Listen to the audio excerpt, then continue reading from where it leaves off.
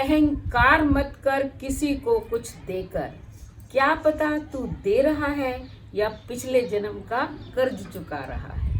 तो नमस्कार मेरे प्यारे प्यारे बच्चों, आप सबका हार्दिक हार्दिक स्वागत, अभिनंदन। बेटा, देने से कभी भी व्यक्ति का धन कम नहीं होता बल्कि बढ़ता ही जाता है। कहा भी गया ना कि चिड़ी चोंच भर ले गई, घटो न नद को नीर, दान दिए धन ना घटे, कह गए भक्त कबीर।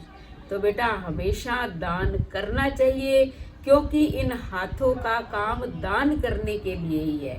ये भगवान ने हाथ जो है कर्म करने के लिए और दान करने के लिए बनाए हैं, खाली खाने पीने के लिए नहीं बनाए। तो दान का पुण्य जो है तुरंत एक व्यक्ति को मिला। मैं उसकी कहानी आपको बताती हूँ, क्योंकि गीता कहती है दिया गया दान कभी व्यर्थ नहीं जाता, वो किसी ना किसी रूप में लौट कर वापस आ जाता है। एक बार क्या, राजा भोज का जो राज कवि था वो कोई कार्य पूर्ण करके अपने नगर की ओर वापस आ रहा था। उसने रास्ते में देखा कि एक दुबला पतला युवक जो है गर्मी के अंदर सड़क पर नंगे पैर चल रहा है, बार बार पैरों को उठा रहा है क्योंकि धरती जल रही है। वैसे भी वो बहुत कमजोर है, क्योंकि राजकवि का दिल बहुत ही कोमल था। उसने देखा कि इससे धरती पर चलना बड़ा ही मुश्किल हो गया है, लेकिन वो उसकी सहायता करे तो करे कैसे, वो खुद भी पैदल चल रहा था। लेकिन फिर उसके मन में दया आई कि नहीं, मुझे इसकी सहायता अवश्य करनी चाहिए। राजकवि ने तुरंत अपने जूते उतारे और उस व्यक्ति को दे दिए।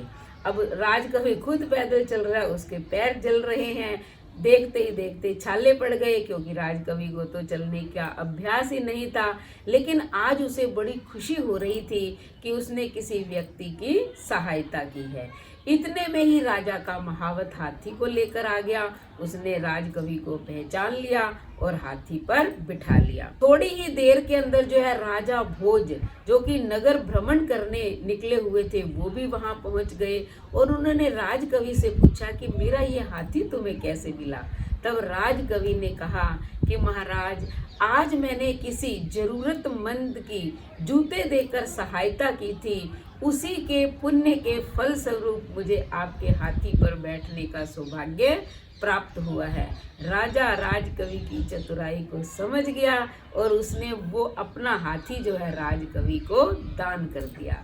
तो बेटा, दान की महिमा वेदों शास्त्रों में बहुत बताई गई है। जितना हम दान करते हैं वो 100 गुना होकर हमारे पास लौट कर आता है। इसलिए दान हमेशा करना चाहिए। मानव जीवन पाकर अगर दान नहीं किया तो मानो हम इस धरती पर भार स्वरूप हैं, एक पशु की भांति जीवन जी रहे हैं, लेकिन मनुष्य जीवन नहीं जी रहे हैं। तो कैसी लगी कहानी?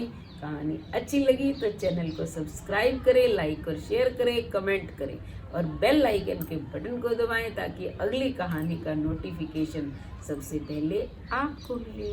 धन्यवाद।